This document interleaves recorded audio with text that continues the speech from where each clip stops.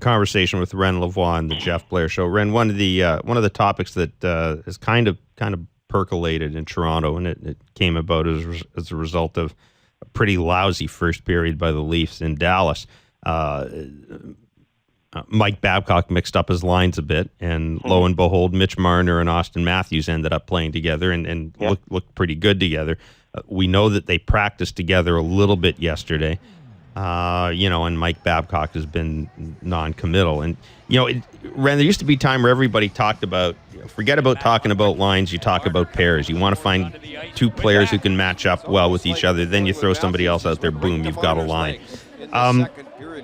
What goes into that? If you're a coach, what goes into the thought process behind deciding to match up two of your bright young stars?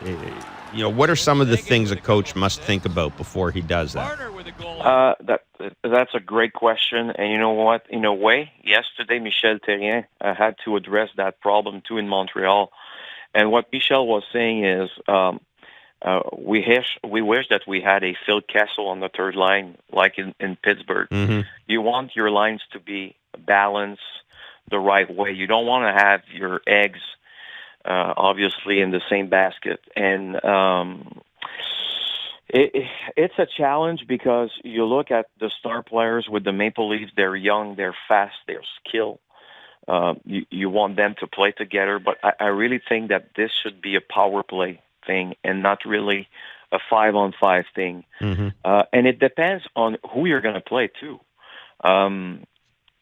There's some teams like, let's say you're going to face the Avalanche tomorrow. Well, put everybody in the same basket. You don't need necessarily your or fourth line, right? Right. It's kind of a power play all the time.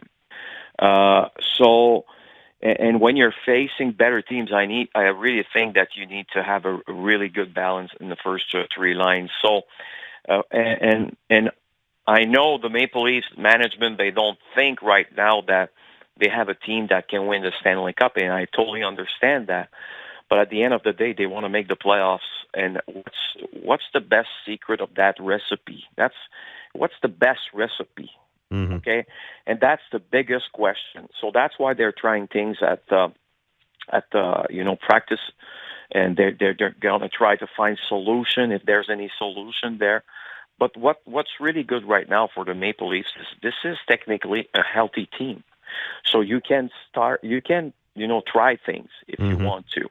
And if they were not an healthy team, especially with the forwards, it will have the discussion will be totally elsewhere.